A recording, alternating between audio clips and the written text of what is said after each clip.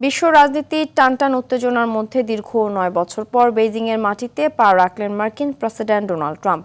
পাকিস্তান ও চীনের মধ্যস্থতায় ইরান যুক্তরাষ্ট্র শান্তি আলোচনা যখন খাদের কিনারায়, ঠিক তখনই শুরু হলো দুই পরাশক্তির এই মহা গুরুত্বপূর্ণ শীর্ষ সম্মেলন।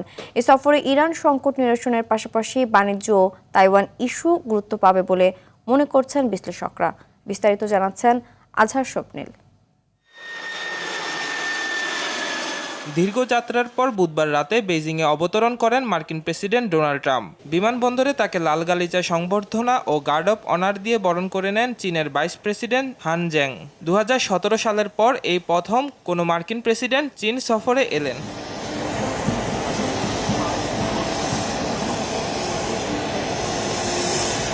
পূর্ব নির্ধারিত সূচি অনুযায়ী বৃহস্পতিবার সকালে বেইজিংয়ের গ্রেট হল অব দ্য পিপলে পৌঁছালে ট্রাম্পকে উষ্ণ অভ্যর্থনা জানান চীনা প্রেসিডেন্ট শি জিনপিং।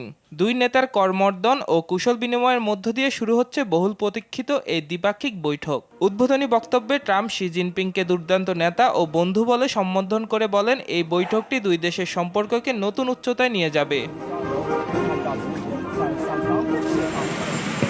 সফরের আগে ট্রাম্প জানান, হরমুজ প্রণালী ও জ্বালানি তেলের বাজার নিয়ে আলোচনা হলেও ইরান পরিস্থিতি মোকাবেলায় চীনের সাহায্য তার প্রয়োজন নেই। তবে বিশ্লেষকদের মতে ইরান পরিস্থিতি সামাল দিতে বেজিংকে পাশে চাওয়া ওয়াশিংটনের জন্য জরুরি, কারণ চীন ইরানের তেলের সবচেয়ে বড় ক্রেতা এবং দুই দেশের মধ্যে কৌশলগত মিত্রতা রয়েছে।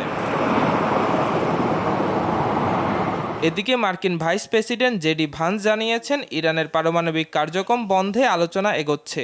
বিপরীতে ইরান শর্ত দিয়েছে, নৌ অবরোধ ও নিষেধাজ্ঞা তুলে নিলেই কেবল খুলে দেয়া হবে কৌশলগতভাবে গুরুত্বপূর্ণ হরমুজ প্রণালী। এই দ্বৈরথের মধ্যেই বেইজিংয়ে বৈঠকে বসেছেন দুই পরাশক্তি।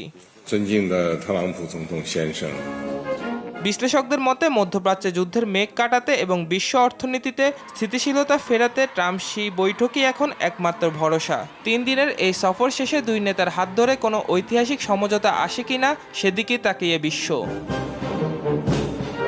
আজহার স্বপ্নিল, RTV।